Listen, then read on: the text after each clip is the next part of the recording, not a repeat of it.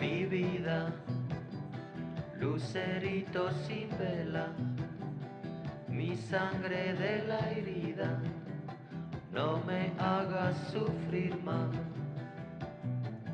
Mi vida,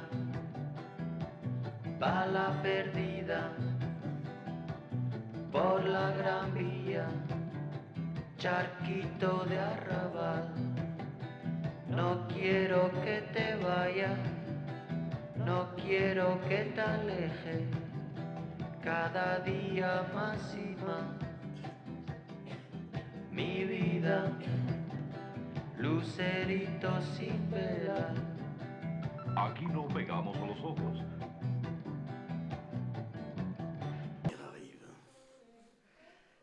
C'est un plaisir d'être là parmi vous et de vous avoir dans le bâtiment de l'église de la Brie. Et ceux qui sont en ligne, que je salue aussi, ne peuvent pas me voir encore, mais bientôt je vais apparaître. Ah, incroyable. Oui, donc je suis très content de vous avoir, vous qui êtes ici dans le bâtiment de l'église de la Brie, qui fait partie de Réactif, une église multisite. Bonjour à ceux qui sont en ligne, qui nous regardent, qui nous suivent. Et aujourd'hui, nous allons ouvrir une nouvelle série qui s'appelle « Affronter le désordre ». Je trouve assez génial de commencer cette série que nous avions prévue il y a quelques mois, le premier jour des présidentielles 2017. Affronter le désordre. C'est comme s'il y avait, je ne sais pas, quelque chose qui se dit là-dedans. C'est assez génial. En tout cas, j'espère que vous avez fait ce que certains... la chose que... Certains ont dû se battre pour qu'on puisse le faire, c'est-à-dire voter, et j'espère que vous avez pu le faire, en tout cas. Et bien. Voilà. En fait, affronter le désordre, comme vous pouvez voir les photos, vous voyez un peu le désordre, ce que c'est, et on s'est dit, tiens, et si on faisait un truc un peu différent et un peu rigolo pour cette série de messages. Et on s'est dit, on va faire un petit jeu. Et dans ce petit jeu, donc il va y avoir, je crois, je ne sais plus si j'ai envoyé ou pas les informations qui doivent s'afficher là ou pas, mais si ça ne s'affiche pas, c'est pas grave. On va faire un petit jeu. Pour ceux qui ont un compte Facebook, on a une page Église de la Brie et on a créé un groupe qui s'appelle Affronter le désordre. Plusieurs ont été invités, c'est-à-dire tous ceux qui sont de près ou de loin attachés à cette page. Et l'idée, c'est, si vous n'avez pas un compte Facebook, on s'en fiche, vous pouvez envoyer l'email info@églisedelabrie.com, envoyer en fait une photo d'un désordre que vous avez soit produit, soit que vous subissez, qui est autour de vous avec un petit commentaire de présentation. Ça restera anonyme. Nous reconnaîtrons certains endroits de certaines... Voilà, parce qu'en fait, on vous connaît bien, hein, on vous inspecte et tout ça. Non, mais envoyez quelques mots, en fait, d'un désordre qu'on vous a fait ou que vous voyez régulièrement. Vous savez, l'espèce de désordre dans ce coin-là de la maison, à chaque fois qu'on y va, et vous lui dites toujours, mais tu vas ranger ton... Hein, vous voyez un peu? Non, vous voyez pas? Personne ne se sent concerné, c'est génial. En tout cas, n'hésitez surtout pas, c'est un petit jeu. Et en fait, plusieurs se sont déjà prêtés au jeu. La vidéo montre plusieurs endroits de personnes qui sont dans cette salle déjà. Voilà, mais je tairai les noms, évidemment. La vidéo que vous avez vue, cette photo-là n'est pas chez quelqu'un, mais je pourrais donner des noms qui ressembleraient à ça. Des gens qui bricolent beaucoup, par exemple. Bref. J'ai entendu des drôles de trucs. En fait, si on fait ce petit jeu-là, c'est juste pour pouvoir réaliser un petit peu combien nous sommes tous un peu dans le désordre. Combien nous sommes entourés de désordre. Et en fait, on s'est posé quand même pas mal la question sur quel mot on allait choisir. Est-ce que c'était vraiment affronter le désordre? Ou est-ce qu'il fallait parler de bazar? Est-ce qu'il fallait parler d'autres mots? Est-ce qu'il fallait parler de désastre? Etc. Et on s'est arrêté sur le mot désordre. Parce qu'en fait, c'est aussi... sympa que difficile à entendre. Mais en fait, le truc qu'on réalise quand on réfléchit à désordre et à tous ces mots-là, c'est qu'on peut personnifier le désordre. On personnifie bien le désastre. C'est un véritable désastre. Pas la situation, mais lui ou elle. Et en fait, on s'est dit, on peut aussi personnifier le désordre. C'est un désordre. Fatigant. Dans cette série, ceux qui viennent pour la première fois, bonjour. Je ne suis pas en train de vous insulter, hein. Mais en tout cas, ce qui est très intéressant, c'est que vous êtes entouré de personnes, ou vous qui nous regardez en ligne, vous êtes entouré de personnes, peut-être sur le canapé ou je ne sais pas, de personnes qui sont dans le désordre, qui parfois eux-mêmes sont un véritable désordre. Et ce que nous allons voir, c'est quelque chose qui nous réunit un peu tous, en fait, le désordre. C'est assez drôle. En fait, on va aborder dans cette série de messages que moi je commence, et d'autres aussi vont parler pendant cette série.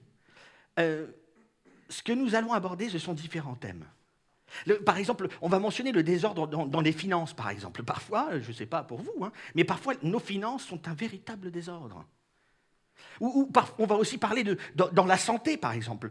Ce sont des choses qu'on ne contrôle pas, mais parfois il y a quelque chose qui intervient, c'est un véritable désordre, c'est la folie. Parfois c'est juste qu'on le subit, parfois c'est juste parce que nous avons fait des choix et on les paye dans notre santé même. En fait, le désordre, on le voit aussi dans la famille. C'est incroyable. On le voit aussi, des fois, on s'est marié avec un désordre. Soyons honnêtes. Il y a peut-être même des gens qui vous ont dit « Non, fais gaffe quand même, c'est peut-être pas avec lui que tu devrais te marier, ou avec elle, fais gaffe. » Et vous lui avez dit « Mais oui, c'est bon, je vais redresser tout ça, t'inquiète. » Juste un rappel, on redresse un piquet, on redresse un mur, on ne redresse pas un époux ou une épouse. Un rappel pour ceux qui n'ont pas encore commis l'acte.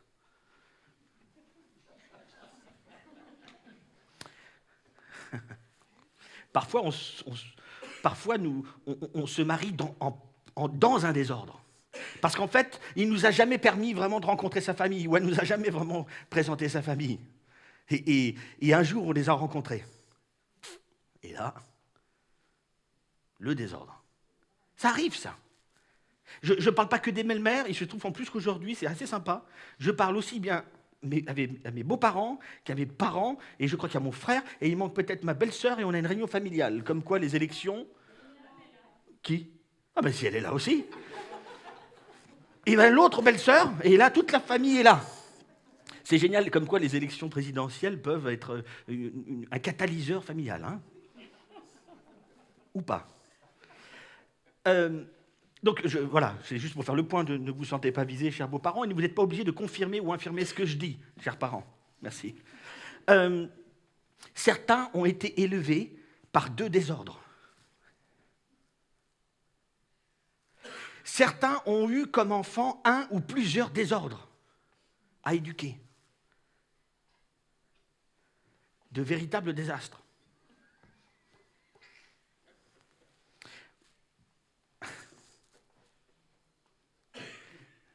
Ou certains se trouvent dans un temps où ils se trouvent entre deux désordres ou deux désastres. Et ça fait du bien. Avant le prochain. Vous savez, c'est juste incroyable, comme c'est quelque chose que nous partageons tous ici. Le ou les désordres. Ou parfois le désordre que nous sommes. Dans toutes mes lectures pour préparer cette série et tout ça, j'ai lu, il y a une citation d'un anthropologue canadien qui s'appelle Serge Bouchard, on s'en fiche du nom, mais en tout cas ce qu'il a dit, je trouvais excellent, c'est que l'histoire, je ne vais pas me tromper, est un immense désordre qui se tient. Je vous laisse réfléchir en fait. C'est assez intéressant. L'histoire est un immense désordre qui se tient. Intéressant. C'est pas que ça. J'ai une bonne nouvelle par contre pour vous. Regardez ça. Incroyable. Il y a toujours quelqu'un qui a une vie qui est plus en désordre que moi. C'est pas une bonne nouvelle ça? C'est génial comme nouvelle. Il y en a toujours un qui vit quelque chose de pire. C'est incroyable. C'est pas la vraie bonne nouvelle, d'accord? Parce que ce n'en est pas une en fait. La vraie bonne nouvelle, c'est celle-ci. Ce n'est pas que vous qui vivez le désordre. Tellement d'autres gens. Et on regarde autour de nous, on se balade, on connaît des gens, on les regarde et on se dit « Oh là là là là, mais s'il traite sa femme comme ça, mais il n'imagine pas ce qu'il va créer, il est fou. » Et la manière d'éduquer ses enfants, il va créer un de ces désordres. Il va falloir que je fasse attention à mes mots. Mais c'est assez incroyable parce qu'on regarde autour de nous et on analyse les gens et on réfléchit, on regarde. Oh là là là là là là. Vous savez, avant que l'on devienne des experts en critique du désordre des autres, il faut regarder à soi. Il n'y a pas que nous qui sommes dans le désordre, parce qu'il y en a plein d'autres. Mais attention avant de regarder autour. Il faut se rappeler peut-être ces quelques mots, pour ceux peut-être qui ne les connaissent pas, mais Jésus-Christ, il a regardé les gens, et au bout d'un moment, il donne des conseils. Et il dit, avant de regarder la paille qui est dans l'œil de l'autre, regarde la poutre qui est devant ton œil. C'est pareil pour le désordre. Avant de critiquer un peu trop le désordre que quelqu'un est en train de produire ou en train de vivre, regardez un instant, c'est un peu le titre que je voulais pour le message aujourd'hui. Désordre dans le miroir, ça sonne presque comme un film. Et regardez un instant ce miroir, allez vous voir là, et vous allez voir dans ce miroir, vous allez voir quelqu'un dont l'histoire est un paquet de désordre. Uniquement si nous sommes honnêtes et sincères quand on se regarde. Mais avant de critiquer trop quelqu'un d'autre, je vous propose de regarder dans ce miroir et de voir.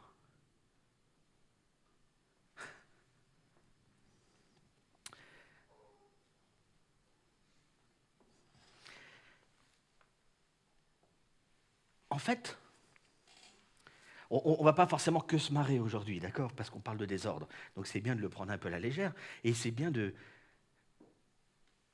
respirer un petit peu, parce que certains, là, sont en train de réfléchir à certains désordres qu'ils vivent, ou qu'ils ont vécu, ou qu'on leur a fait subir, et ça ne fait pas du tout rire. C'est en même temps grave, d'accord? Le désordre de notre vie. Souvent, on va avoir cette tendance à regarder les autres un peu de haut, ou un peu en urgence, et on oublie juste de regarder à nous. Vous savez ce que les chrétiens croient? Le chrétien croit ceci. Le désordre qui nous réunit est celui qui a amené Dieu ici. Le désordre qui nous réunit là, nous tous, parce qu'en fait c'est incroyable, vous savez, le désordre est quelque chose qui fait qu'aujourd'hui nous sommes là tous ensemble. Le désordre nous réunit, c'est terrible comme phrase en fait de dire ça, mais c'est tellement vrai. Mais quand je parle des chrétiens, que ce soit clair aussi, pour ceux qui n'ont pas l'habitude de l'entendre ici, je ne parle pas de quelqu'un qui fait partie de l'église de l'abri, ou de réactif, ou d'une institution religieuse. Je parle de celui qui croit que Jésus est mort pour son péché à lui, qu'il est ressuscité d'entre les morts, Jésus-Christ, et je souhaite le suivre. Ça, c'est le vrai chrétien. Le reste, c'est juste une étiquette, ou un membre de club. Donc les chrétiens, ceux qui croient ce que je viens de dire, disent que le désordre qui nous réunit est celui qui a amené Dieu ici. Dieu a tant aimé le désordre qu'il a envoyé. Dieu a tant aimé le monde rempli de désordre qu'il a envoyé son... Dieu a tant aimé ce monde, nous, des désordres, qu'il a envoyé son Fils, etc. Afin que quiconque croit en lui ait la vie éternelle, etc. Vous savez que c'est ça l'évangile? Dieu a tant aimé le désordre que nous sommes. En fait, un peu comme Dieu regardait en bas là, hein? En bas là-bas, pas la chanson de Maxime Le Frassier, vous avez compris. C'est comme si Dieu regardait vers le bas, ce monde, et il se dit, purée, c'est quand même incroyable ce désordre. Alors je ne vais pas les inonder, je ne vais pas les noyer à nouveau, je ne vais pas les brûler, je vais envoyer mon Fils. Je vais faire quelque chose d'incroyable. Vous savez, à l'époque ancienne, quand on parlait qu'un Dieu allait venir pour intervenir, quand on parlait d'un Dieu qui allait venir, qui allait résoudre le désordre ambiant, ce Dieu qui venait était un Dieu qui était punisseur, il était juge, il était dur. Et vous savez, quand Jésus-Christ est venu, il a troublé tout le monde. Parce que lui, il est venu et il a présenté ce mot qui s'appelle la grâce. Et là, tout le monde était surpris. Face au désordre qu'il a pu voir, Dieu a envoyé son Fils pour nous présenter autre chose que cette punition que l'on pense toujours. Les chrétiens croient à ça. Le désordre est une paire de lunettes. Le désordre est comme un filtre. C'est comme des lentilles de contact que l'on va mettre et qui va nous faire voir quelque chose en fait. En fait, ce qui est assez incroyable, c'est que quand on réalise le désordre en nous, ou le désordre, en fait, on va pouvoir voir autre chose derrière. Et c'est assez incroyable. Et vous allez voir, on va approfondir un texte assez court, mais hyper costaud. Et on va voir dans ce texte qui se trouve dans le Nouveau Testament, la partie la plus récente de la Bible, nous allons voir que le désordre est une paire de lunettes qui va nous permettre de réaliser, de voir certainement Dieu derrière. La suite de la phrase est celle-ci. Le désordre est une paire de lunettes au travers de laquelle nous découvrons Dieu. C'est ce que les chrétiens croient. Lorsque l'on aperçoit le désordre dans notre vie, ou le désordre en général, on risque de voir au travers de ça la présence de Dieu même. C'est assez incroyable. C'est ce que nous allons approfondir. Et ce qui est intéressant, c'est que Dieu a utilisé quelqu'un d'extrêmement religieux à la base pour parler de ça. Ce qu'on appelle un pharisien. Il s'appelait Paul, ce monsieur, plusieurs le connaissent parce que vous avez déjà entendu des histoires. Mais un pharisien, on se rappelle juste ce que c'est. Un gars extrêmement religieux. Et lui, il était bon, il était intelligent, il était brillant. Il connaissait la Torah quasiment complètement par cœur. Et il faisait partie de ces gens qui étaient juges de la loi sur les autres. Il savait ce qu'il fallait faire. Et donc, il détestait ces gens qui avaient suivi Jésus-Christ.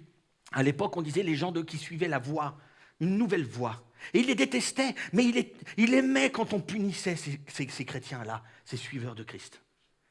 Cet homme extrêmement zélé a fait la rencontre de Jésus-Christ au milieu du désordre de sa vie. Et là, sa vie a basculé et il est devenu extrêmement zélé pour parler de ce changement de vie qu'il vivait à l'intérieur de lui, pour parler de cet évangile. Et il a écrit plein de lettres. Des lettres à des endroits où il y avait d'autres expressions visibles de cette réalité spirituelle qu'on appelle l'Église. À Rome, en Galatie, dans une région, à Éphèse, etc. Et il a écrit des lettres qui sont devenues une des parties principales de la Bible.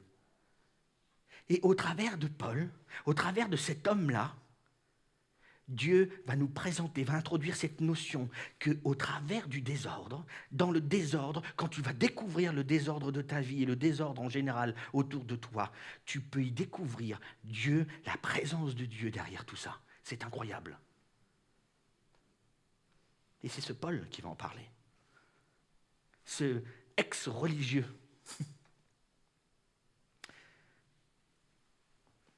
Il écrit une lettre aux chrétiens à Rome. Et voici ce qu'il écrit. « Or, nous le savons, ce que l'Écriture dit dans la loi, elle l'adresse à ceux qui vivent sous le régime de la loi. » Une petite pause. « Or, nous le savons, ce que l'Écriture dit dans la loi, elle l'adresse à ceux qui vivent sous le régime de la loi. » Il est en train de dire que lorsque nous avons une loi, en fait, nous sommes soumis à cette loi. C'est ce qu'il dit. La loi est au-dessus de nous. Et si on réfléchit, on a tous un peu ça. On a tous quelque chose, une loi que l'on va mettre et on va s'y soumettre. Dans le contexte ici, cette loi qu'il mentionne, pour les Juifs, c'était toutes ces lois que l'on trouvait dans l'Ancien Testament, pour les bons Juifs de l'époque.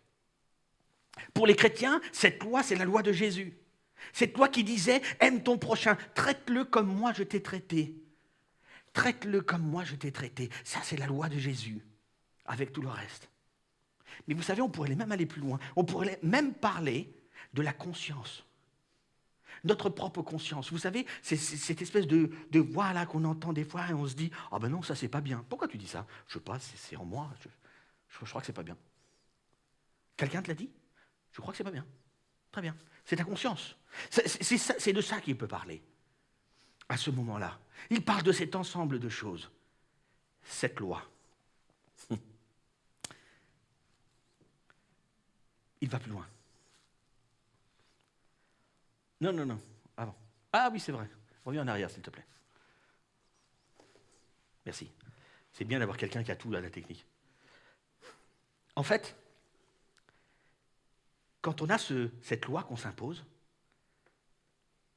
on a un référentiel. C'est-à-dire qu'on se base sur quelque chose. En fait, ce qui est assez incroyable, c'est que C'est pour ça que la phrase qui vient d'après, vous allez voir, c'est tellement clair. Vas-y, remets-la en fait, parce que du coup, elle a été mise. Ça ne sert à rien. Vous savez, cette phrase-là, c'est quelque chose qu'on utilise très souvent. Parce qu'on est en train de faire quelque chose, et je suis sûr que personne d'entre vous n'a jamais utilisé cette phrase. Hein? Personne? Quelqu'un ne l'a jamais utilisée? Levez la main. Personne ne ment? Très bien, super. C'est incroyable. En fait, on fait quelque chose et on va dire à papa ou à maman ou à sa femme ou à son mari, tu sais, personne n'est parfait. Tu sais, personne n'est parfait. Hein? C'est pas ma faute. Enfin, je l'ai fait, mais personne n'est parfait. Cette expression-là est assez incroyable. On l'utilise très facilement parce qu'en fait, on s'est mis une loi, on est sous cette loi, sous une réflexion et on se dit, en fait, c'est autre chose que l'on a tous en commun ici. En fait, on échoue tous face à la loi sous laquelle nous nous trouvons. Parce que si on est capable de dire que personne n'est parfait, on a un référentiel. On se dit, normalement, je crois qu'il ne faudrait pas mettre un coup de bâton au voisin lorsqu'il fait un feu. Il ne faudrait pas, je crois. Et pourquoi tu dis ça, Lorenzo? Parce que je crois qu'en fait, mettre un coup de bâton au voisin, c'est pas bon. Mais il y a des fois, j'ai mis un coup de bâton au voisin. C'est un mauvais exemple. Hein. Si les voisins nous regardent en ligne, c'est pas vrai, j'ai pas envie. Mais il y a des moments où on va passer la borne. Et on va se dire, oh, personne n'est parfait, je ne recommencerai plus. Oui, un peu. Vous savez ce que l'on dit quand on dit ça, que personne n'est parfait? C'est assez incroyable. Que l'on soit chrétien ou pas, que l'on soit le plus grand athée de la terre, ou que l'on soit le plus grand religieux de la terre, lorsque nous disons ça, nous sommes en train de dire autre chose qui va s'afficher en dessous. Il y a un parfait que personne n'est. J'explique? Quand je dis personne n'est parfait, je suis en train de faire référence à quelque chose de parfait. Obligatoirement. Et vous pouvez tourner ça comme vous voulez. Ou alors, je ne dois rien dire. J'ai fait parce que j'ai fait. Mais quand on dit personne n'est parfait, nous sommes en train de dire qu'il y a une référence. Il y a un parfait quelque part. Mais je n'arrive pas, j'échoue encore une fois. Je n'arrive pas à vivre cette perfection, ce parfait que je vise. Je n'arrive pas à vivre cette loi sous laquelle je me soumets. C'est ça que dit Paul dans son texte. Il est en train de dire, Dieu a mis une loi, et face à cette loi, tu échoues. C'est incroyable comme tu échoues sans arrêt, Lorenzo. Et vous savez ce qui va se passer? La suite du texte. Or, nous le savons, ce que l'Écriture dit dans la loi, elle l'adresse à ceux qui vivent sous le régime de la loi. Il n'en est ainsi pour que personne n'ait rien à répliquer et que le monde entier soit reconnu coupable devant Dieu. Vous savez ce qu'il est en train de dire? Vous savez ce que dit le rien, personne, rien à répliquer? Vous savez ce que d'autres traductions disent? Que toute personne ferme sa bouche.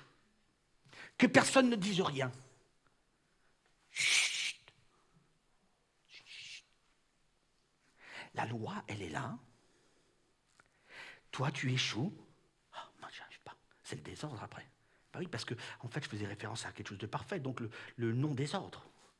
Et là, maintenant, je suis dans le désordre. Je n'y arrive pas. Et donc, je commence à regarder aussi d'autres autour de moi. Oh, purée, t'as vu un peu? Mais la loi, en fait, nous dit, non. Elle sert juste à te fermer le caquet. Parce qu'en fait, cette loi, elle nous dit juste, Lorenzo, tu n'y arrives pas. Lorenzo, tu n'y arrives pas. Alors, quand tu vas voir quelqu'un, chut, tais-toi. C'est incroyable ce que dit le texte, là. J'aime beaucoup, parce que c'est tellement proche de la réalité des humains, ce que Dieu a inspiré. Chut, tais-toi, Lorenzo. Qui es-tu?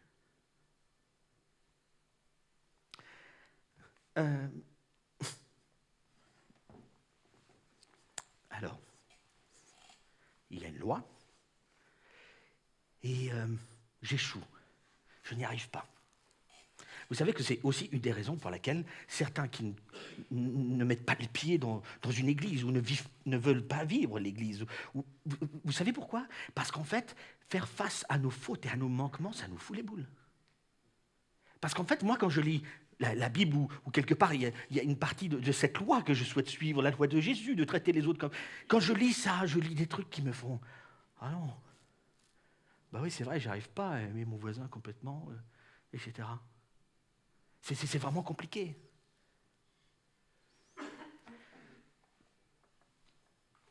Ce que j'aime, c'est que personne ne peut se sentir différent. Personne ne peut se sentir à part face à tout ça.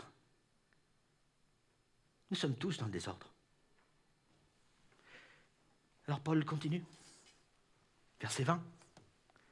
Car personne ne sera déclaré juste devant lui parce qu'il aura accompli les œuvres demandées par la loi. En effet, la loi donne seulement la connaissance du péché. Un gros mot, le péché. La loi nous donne la connaissance et nous montre quelque chose. C'est pour ça que certains n'ont pas envie d'entendre parler de la foi en Jésus-Christ ou autre. C'est pour ça, parce qu'en fait, quand je lis des fois, je me dis « Ah, purée, ben, j'ai commis un meurtre par mes pensées. J'arrive pas à être celui que je devrais être. J'arrive pas à être le bon mari que je devrais être. Je n'arrive pas à être le bon père que je devrais être. Je n'y arrive pas. » Quand je lis cette loi, ça me fout les boules. Et c'est à ça que ça sert. Et quand on est face à ça, on se voit, nous, dans notre désordre. Quand on regarde les autres, on regarde le désordre qu'ils peuvent créer aussi. Et là, c'est comme une paire de lunettes que l'on porte. Et l'on commence à apercevoir la présence de Dieu. Et c'est ce que va faire Paul juste après. Il va faire un saut. Parce que cette loi-là, c'est comme un miroir pour nous. On se regarde et on se voit vraiment comme nous sommes. La loi est un miroir et un rappel qui nous rappelle juste, mais Lorenzo, mais toi, t'es un véritable désastre. Il fait un saut et Paul va dans le sujet précis. 3 versets plus loin. Tous ont péché. Tous ont péché. La loi ne sert pas à être parfait. La culpabilité qu'elle a générée ne dit pas « Tu es coupable de ne pas être assez bon, Lorenzo ». Non, pas du tout. C'est pas ça. C'est pas ça qu'elle veut nous dire. Elle veut nous dire « La loi, elle sert juste à te rappeler que tu es un véritable désordre. » Tous ont péché. Aujourd'hui, nous sommes réunis parce que nous sommes tous un désordre ou dans le désordre. Tous ont péché. Tous ne font pas ce que Dieu aurait souhaité. L'ordre, qui n'était pas un ordre militaire, mais un ordre de... Les choses roulent bien. Tu vis et tu fais des choses qui te font du bien. Tu grandiras mieux. Tous ont péché, c'est ce que dit le texte. Tous sont désordres. Tous. Vous savez, parmi la population qui croit, etc., il y a ceux qui paraissent toujours beaux et toujours bien. En fait, qui cachent le désordre. Ça me rappelle ce sketch, vous savez, de Gad Elmaleh, le grand blond, là. Ou le blond qui revient souvent. « Oh, moi, ça va, tout, nickel. J'ai rien senti. » Comment ça? « Oh non, non, rien senti du tout. » Mais ton enfant a été renversé par une voiture. « Ah non, mais écoute, ça va très bien, on s'en remet, on prie, et ça va bien. » On préfère une version chrétienne, vous savez, de la chose. C'est assez intéressant. Du blond. Il est ou Florence Foresti qui fait la maman, vous savez, à la sortie de l'école, la maman parfaite, et les autres mamans qui sont normales. Qui arrivent avec les cheveux comme ça. Mais il y a la maman parfaite toujours. La maman parfaite, elle est magnifique. Elle est belle, elle est bien habillée. Les enfants, allez-y les enfants, bonne journée. Vous savez, ça arrive ça. Amusez-vous bien. Tiens, des cartes Pokémon. Et après, il y a les mamans normales. Les mamans normales, elles arrivent à moitié avec un jogging, avec des plus ou moins des chaussettes et des chaussons. Oh purée, j'ai oublié de lui donner une écharpe, un gant et une boîte. Mais t'as pas les mêmes chaussures. Bonne journée. Vous voyez ça? Parce qu'en fait, on est tous dans le désordre. Mais il y a ceux qui cachent. Et il y a le grand blond qui cache toujours. Il est toujours beau. Oui, ça va bien. Très, très bien. Mais c'est l'horreur dans ta famille, j'ai cru entendre. Ça va très, très bien. Ne t'inquiète pas, détends-toi. Tous ont péché. Même ceux qui cachent, qui sont derrière un véritable désordre. Tous. Et il va plus loin. En effet, c'est quoi ont péché? Ils sont privés de la glorieuse présence de Dieu. Qui plus est, celui qui cache son désordre, il se prive de cette glorieuse, de cette présence de Dieu. Parce qu'il nous... Non, il n'y a pas de désordre, il n'y a rien. Mais tu n'as besoin de personne alors. Tu es bien dans ton coin. Et il y a des moments, il y a des rechutes. Réaliser nos désordres nous fait prendre conscience des absolus que nous nous sommes construits et auxquels nous nous soumettons. Vous pouvez la relire. Réaliser nos désordres nous fait prendre conscience des absolus que nous nous sommes construits et auxquels nous nous soumettons. Ça, c'est l'idée qui est derrière. Lorsque l'on voit nos désordres, on compare au non-désordre. Personne n'est parfait, mais donc il y a un parfait pour toi alors. Ouais. Et c'est un rappel, du coup, tu vois, tu es vraiment imparfait. C'est quand même incroyable. Si on se posait tous la question, sous quelle loi vous vivez? Qu'est-ce que vous vous êtes imposé? Quand on est français, on a le code civil. Le code civil régit une partie des choses que l'on doit faire en tant que citoyen de France. Vous, c'est quoi? Sous quelle loi vous vous êtes mis? Ce matin, quand j'ai mis mon bulletin de vote, il y avait le code électoral, un truc comme ça, qui était là. Parce qu'en fait, tout est régi là, dans un cadre. Il y a des articles, des machins, des ça. Tu ne peux pas faire n'importe quoi, tu ne peux pas écrire n'importe quoi sur ton bulletin de vote, sinon il est nul. Enfin, vous voyez, mais ce qui est incroyable, c'est quelle que soit la loi sous laquelle vous vous soumettez, vous échouez, et là, vous réalisez, ah, j'échoue. En fait, je fais mal face à ce que moi je m'étais mis comme bien. Ah. En fait, je suis un véritable désordre. Et c'est pour ça que j'ai besoin de cette loi. Tous sont péchés. Maintenant, lorsque je vois ce désordre, c'est cette paire de lunettes qui me permet, au travers de ça, de réaliser, mais Lorenzo, tu es donc comme tous les autres. Tu es comme tous les autres et tu peux apercevoir Dieu au travers de tout ça. C'est ça que dit le texte. Tous ont péché et sont privés de la glorieuse présence de Dieu. Lorsque nous reconnaissons nos désordres, ça c'est un fait. Nous sommes qu'un tout petit pas de reconnaître Dieu. J'ai plusieurs fois, souvent, parlé avec des amis et qui ont vécu un drame, ou qui ont vécu quelque chose de difficile, ou qui, face à un drame compliqué, me disent « Mais s'il y avait vraiment Dieu, il n'y aurait jamais eu ça. » J'ai déjà dit ça ici, mais pour moi c'est tellement important de le redire. Vous savez, ces personnes qui peuvent être ici ou là-bas, ces personnes qui disent « Mais si Dieu existait, ça n'aurait jamais eu lieu. Jamais. » Vous savez ce que j'ai répondu à chaque fois qu'on m'a dit ça? Et c'est dur, hein? Si tu crois vraiment que Dieu n'existe pas, ne décris pas ce qu'il devrait faire ou être. Parce qu'il n'existe pas, tu dis rien. Dis rien. Chut.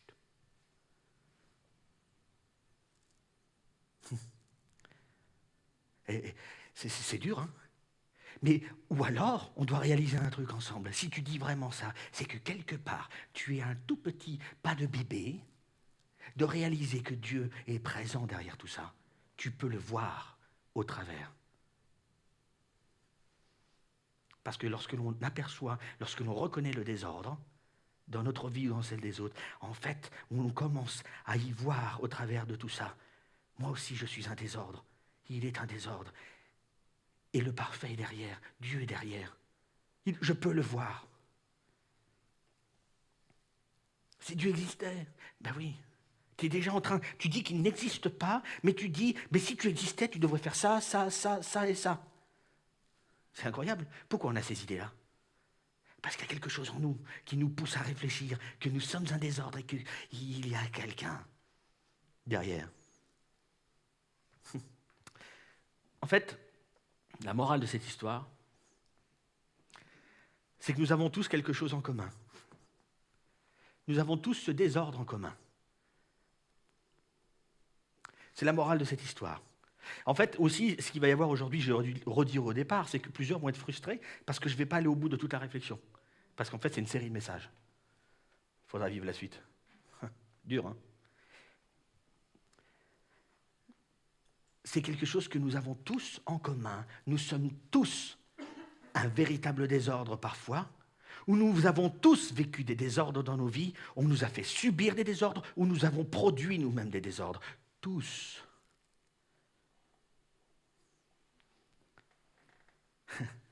C'est tellement important de le réaliser. Alors aujourd'hui, je me suis dit, qu'est-ce que je vais leur laisser? Parce que, juste une chose là, lorsque l'on se dit tous là que nous avons en commun quelque chose, le désordre, vous savez ce que ça veut dire aussi? Que vous avez ça en commun avec les personnes que vous méprisez le plus. Vous partagez ça. C'est quand même dingue. Les personnes que vous méprisez le plus, vous avez en commun le désordre. Alors je me suis dit, tiens, qu'est-ce qu'on pouvait faire pour aujourd'hui? Et je vais vous laisser une phrase aujourd'hui qui ne va pas s'afficher tout de suite. D'abord, j'en parle. J'aimerais que pendant une semaine, au moins, faites autant que vous voulez, mais si vous pouvez faire ce défi, si vous avez envie, hein, si vous n'avez pas envie, vous n'avez rien à faire, pas de problème. Hein. Ça ne changera pas ma vie. Mais je vous le propose, je pense que c'est une bonne chose. Lorsque vous allez réaliser un désordre chez quelqu'un, lorsque vous voyez, oh purée, je vois ce qui va arriver, la manière qu'il parle à sa femme, la manière qu'il traite ses enfants, le fait qu'il fréquente trop cette personne-là, je sais ce qui va se passer, ça va être encore un désordre. Vous allez dire cette phrase que je vous propose. Je sais que c'est un désordre lorsque j'en vois un, car j'en suis un. Je sais que c'est un désordre quand j'en vois un, car j'en suis un, moi. Je n'ai pas l'habitude de faire ça, mais je vous propose de répéter cette phrase avec moi. D'accord? Pour ceux qui le veulent. Vous la répétez d'abord doucement. Parce que en fait, on est en train de dire que je suis un véritable désastre, ok? Donc on le dit doucement d'abord. Et la fois d'après, on va le dire avec de l'énergie.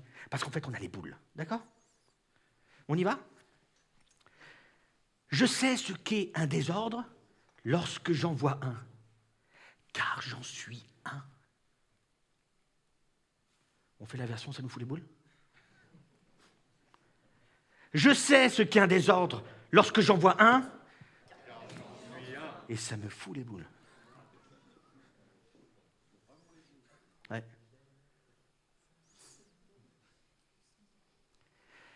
Je vous propose donc de dire cette phrase lorsque vous allez être confronté au désordre de quelqu'un en face de vous. Tu vois le truc arriver. Alors attention, ça ne dit pas tout ce que j'ai dit là. Ça ne dit surtout pas qu'il ne faut pas aller voir les gens et leur parler. Surtout pas. Ça veut juste dire... Ah, parce que s'il y en a qui étaient soulagés du fait... Ah, ben donc il faut être silencieux, il ne faut rien dire. Yes. Non. Par amour, vous parlez aux gens. Mais vous allez juste vous rappeler au moment où vous allez voir la personne. Je suis autant désastreux que lui ou que elle, et je vais lui dire que en fait, c'est pas bien ce que nous sommes, tous les deux. D'accord? C'est cette attitude-là qu'il faut avoir quand on va voir quelqu'un. C'est pas comme le bon religieux, vous savez, parce qu'il y a les bons religieux. Les bons religieux, c'est « tu ne devrais pas faire ceci parce que... » Le blond. On devrait faire un jour un gros sketch ou un film peut-être sur le blond chrétien. Ça pourrait être drôle. Je parle des gens normaux qui réalisent le véritable désordre qu'ils sont. Lorsque vous voyez ça, je sais, lorsque je vois un désordre, ce que c'est. Je le sais. Hyper bien, parce qu'en fait, j'en suis un. Car cette attitude, vous savez, La raison qui me permet de voir un désordre, c'est parce que je suis conscient qu'il y a un non-désordre. Lorsque je vois ce non-désordre, c'est la dernière note que je me suis mise, ceci devient un rappel pour moi que je suis un désordre. Je reprends cette phrase que j'aime. La raison qui me permet de voir un désordre, c'est parce que je suis conscient qu'il y a un non-désordre. Lorsque je vois ce non-désordre, c'est un rappel pour moi que je suis un désordre. La suite, au prochain épisode. Ne loupez pas, parce qu'on va aller plus loin. J'aimerais juste prier pour finir ce moment et laisser la place aux musiciens.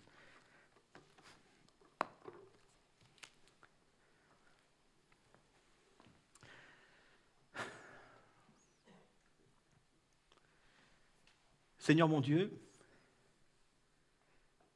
merci pour ce que tu nous permets de vivre. Merci pour ces enseignements, ces choses que nous pouvons lire dans ces textes que tu nous as permis d'avoir jusqu'à aujourd'hui, qui se sont transmis jusqu'à aujourd'hui. Pardon pour toutes les fois où je suis un juge des désordres des autres et j'oublie juste de regarder dans le miroir et j'oublie de regarder ce paquet de désordre qu'il y a dans cette personne que je regarde dans le miroir. Seigneur mon Dieu, permets-nous d'avoir toujours plus de compassion, d'amour, de patience vis-à-vis de ceux qui sont autour de nous. Quelque part, merci, parce que nous avons tous quelque chose en commun, il n'y en a pas un qui est plus grand que l'autre. Aide-nous à créer le minimum de désordre, s'il te plaît. Merci, parce qu'au travers de ces désordres, on peut te voir, on peut voir ta présence. Et ça fait du bien. C'est au nom de Jésus-Christ que je prie. Amen.